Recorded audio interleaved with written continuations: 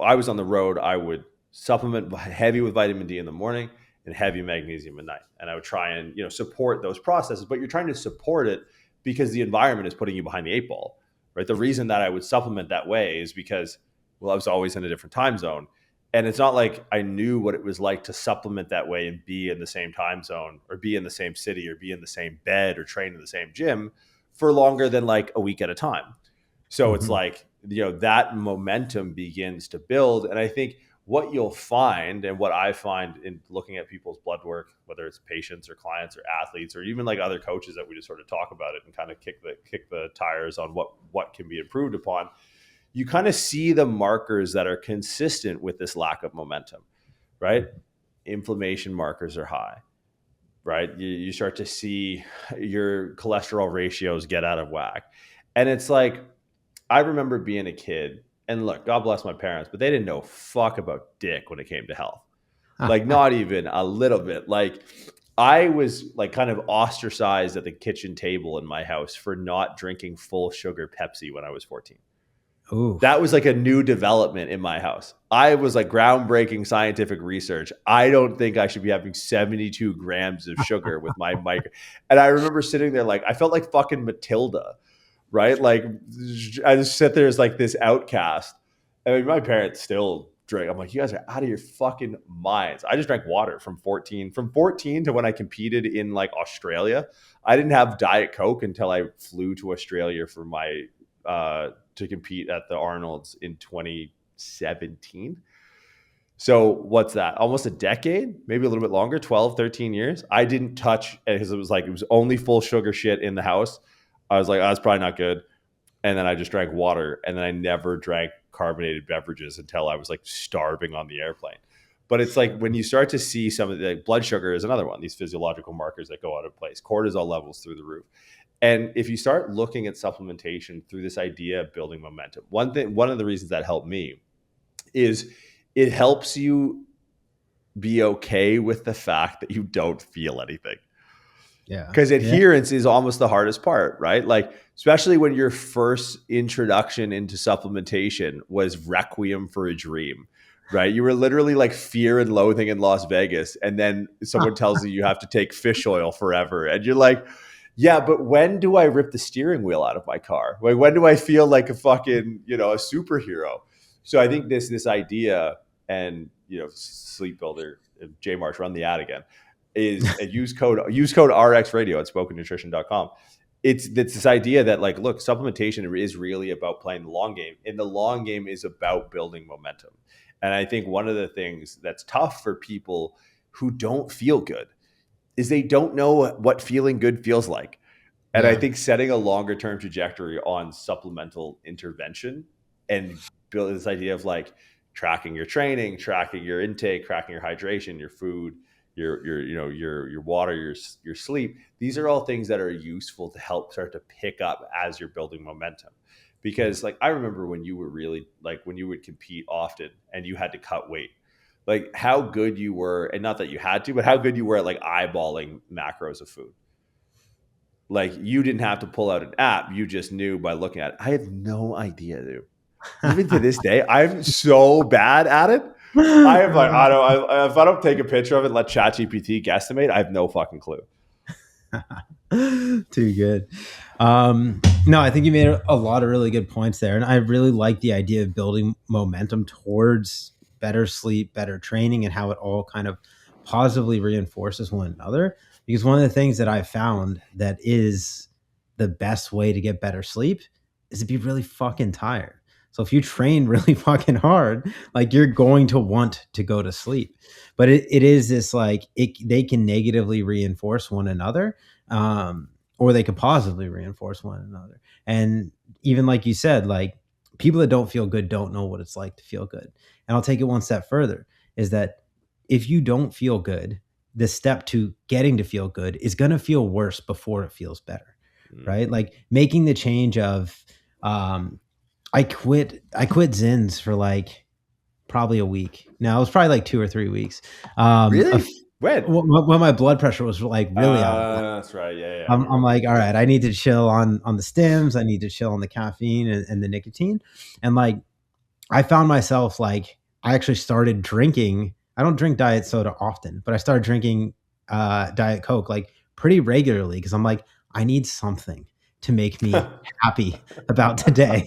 And I need something that tastes good, at least, if there's not going to be anything that makes me feel good. And I think a lot of people that don't feel good, they're kind of chasing that dopamine rush, whether it's like staying up late scrolling the internet, or whatever they're filling their times with, eating like I don't know, like a donut with your coffee in the morning, like things like this. You're chasing these like little hits of dopamine throughout the day because overall you're not feeling good, or you're not getting those hits of dopamine from big things that like are huge sources of feeling good, which is exercise, like getting that kind of high off of an exercise, and waking up feeling well rested, and like not necessarily needing some sort of pick me up to start your day. So I think it really truly is like this sort of thing of building momentum. But the thing is, like, you have to take the plunge. Like, you have to pass up on the donut and maybe eat some oatmeal and berries in the morning. And then like you have to be taking these supplements that, maybe you don't feel anything immediately, but all of these little things, they start to push the needle so that you're getting a better night's sleep, you're getting a better training session. And then these things, they have like a summated response. The more of these things that we have in closer proximity, then it amplifies the effect of every single one of these things. And that's the way I look at that kind of building momentum analogy, is that, all right, this is something that's going to take a little bit of time. You're going to have to build habits around it. You're going to have to make some changes. It's not necessarily going to be easy. It's not going to feel good right away.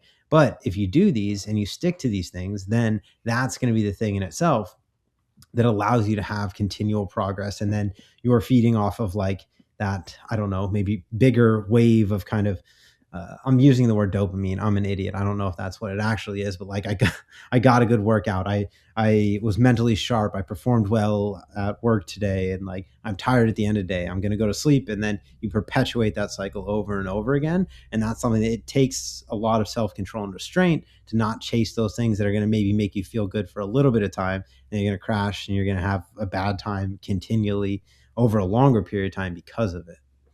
Yeah. I mean, I can't, for me, like, and being someone who is like so sensory driven, like very sensitive, not in the sense that, I'm going to watch like Bridget Jones's Diary and cry or something, but sensitive in the fact that like I noticed like very little change of improvement. Matt got me on water. Matt came. He goes like, "Hey, have you heard of this What a stuff?" wild Like, statement. I'm like, "Well, they did what? What do they do with hydrogen? You're telling me and oxygen? That is crazy. Give me some of that shit." But like, you can't be around Macintosh and not just be a better person. Oh, such And so, like, my water intake this year has improved drastically. But it's like one of the things that really got me on board and like gamified this. And it's funny because I'll ask people. I mean, you know me. I'll talk to fucking anyone. Like, I don't give a shit. Like, I will talk to anyone at any point about anything. One of the things I've gotten in the habit of doing recently is talking to people who wear like biometric devices, whether it's Apple Watches and I see them using it in some sort of like health tracking capacity, or Whoop bands or Aura rings. And I ask them if they've done their blood work. And to me, it is such a hilarious, maybe a very me way to look at it, but I can't look at it any other way, I suppose. It is, the numbers anecdotally are staggering of who is willing to invest whatever these things cost versus what is the upfront cost of blood work. Because, and again, shout out Marek Health, marekhealth.com/RX'D. If you guys are interested, it's who does our blood work. And it's really one of the things that catalyzed this for me was, okay, you're going to have some sort of arbitrary, proprietary formula tell you how you feel. And it'll ebb and flow. Don't get me wrong. I was on Will Ahmed's podcast back in the day when Whoop was first on the come up. Did a sponsored thing with them. I was a part of a group that we would all have our strain scores, and Will Ahmed was in my group. And I remember I would wake up. Now this is like peak building the business era. This is peak like like on the road, still competing in powerlifting and all that entails. And I remember waking up with the strain score, and I don't know if it's the same now, but the highest strain score you could get on Whoop was 21. I would wake up from what sleep I would get with 21 on the scoreboard. I'm like, did I win? And the thing is, like, I just kind of like, okay, I still got to I still train, I still do whatever. And you wake up the next day and it was like, maybe it was like yellow and it was a lower number. And then it was like green but it's like, okay, if you're going to commit to collecting data, be objective with it, Mm-hmm. right? Like, because the way that my brain works is that I would look at this thing, and nothing against the product in any of them. Aura Ring is obviously doing quite well as a company, and I think they've done a lot to bring consciousness to health and to help people to be conscious and aware.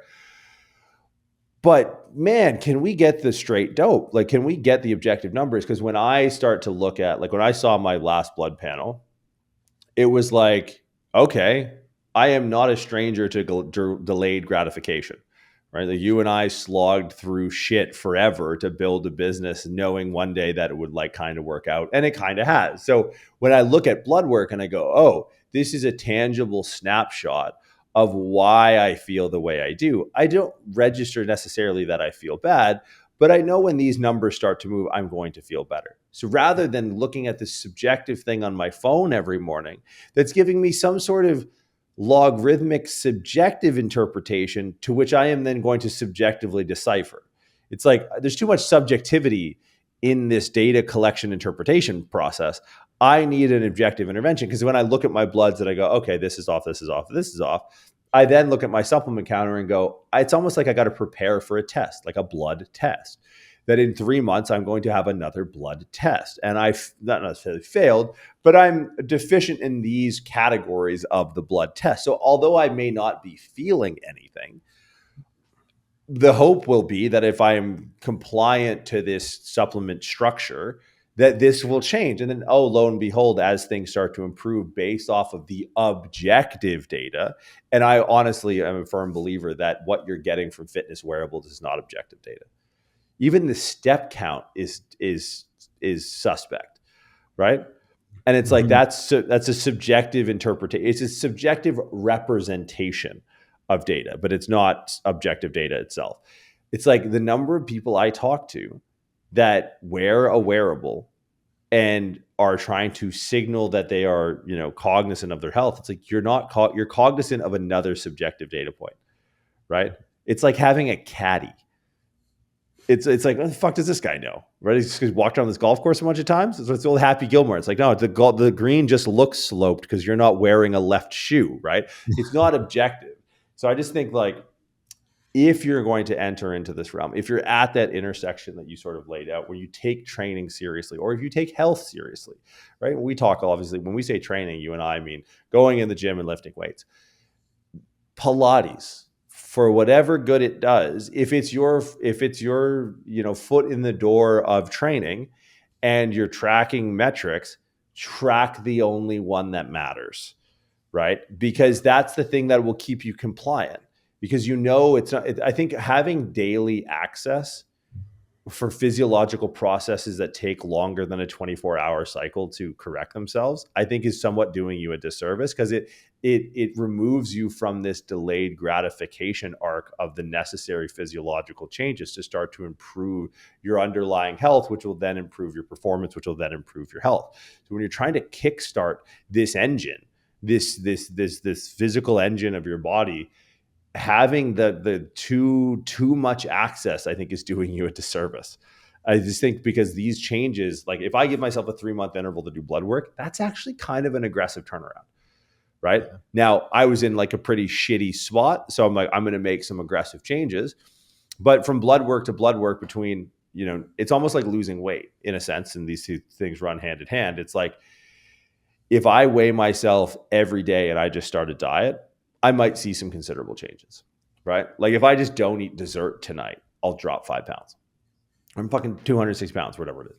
But if I get under like 240, I'm probably going to weigh myself once a week, because the changes that it takes for me at 240 to get to 239 or 239 and a half are not like, oh, I just don't eat dessert. Well, I haven't ate dessert in 6 months. Now I'm 240, right? So it's something where understanding how the measurement affects the outcome, right? I was talking to Taylor Thiessen the other day, and he brought up this. There's an economic principle to that of like when the thing you measure becomes more important than the reason you're measuring it, is that's when you're a bit lost. And that's something that I find consistent with people that wear fitness wearables.